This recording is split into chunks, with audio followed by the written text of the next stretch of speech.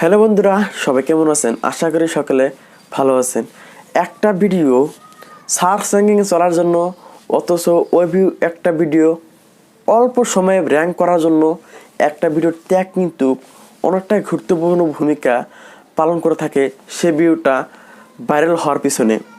তাই যারা নতুন ইউটিউবার এই ভিডিওতে ক্লিক করে দিয়েছেন, আমি কিন্তু জানি আপনি যদি এই ভিডিও দেখতেছেন আপনি কিন্তু একটা ইউটিউবার।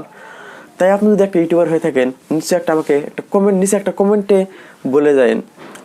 তো দেখেন, আপনাদেরকে একটা কথা বলি, একটা ভিডিও কয়টা ট্যাগ দিলে গেলা আপনার ভিডিওটা ভাইরাল হবে, আপনার ভিডিওতে কয়টা ট্যাগ দিলে গেলে আপনার ভিডিওটা ভাইরাল হবে, আর কোন রিলেটেড ট্যাগ দিলে আপনার ভিডিওটা ভাইরাল হবে, সেই বিষয়টা নিয়ে কিন্তু আমি আজকে এই ভিডিওতে আলোচনা করব। তো দেখেন, আপনি যে রিলেটেড ভিডিও বানাতেছেন ওই রিলেটেড ভিডিও যদি আপনি 5টা সার্চ টেবল ট্যাগ বসায় দেন আপনার ভিডিওর জন্য, তাই কিন্তু সাফিসিয়েন্ট আপনার ভিডিওটা ভাইরাল হওয়ার জন্য। আর আপনার ভিডিও যে রিলেটেড বানাতেছেন আপনি যদি অনরিলেটেড ট্যাগ যদি 20টা বসায় দেন, আপনার ভিডিও কিন্তু তাও কিন্তু ভাইরাল হওয়ার জন্য কাজ হবে না। কারণ আপনি যে রিলেটেড ভিডিও বানাতেছেন ওই রিলেটেড ট্যাগ যদি আপনার ভিডিওতে বসায় দেন, দেখবেন আপনার ভিডিও ভাইরাল হওয়ার জন্যে একদম প্রস্তুত হয়ে যাবে। অল্প দিনের ভিতরে আপনার ভিডিওতে 50টা, 100, 150, 200, 500, 1000 এভাবে কিন্তু ভিউজ চলে আসবে। আপনারা আমার এই চ্যানেলে দেখবেন একটা ভিডিও ট্যাগ হলো ভালো লাগেছিলেন, দেখবেন আমার ভিডিও ভিউজ 5K চলে এসেছে একটা ভিডিও।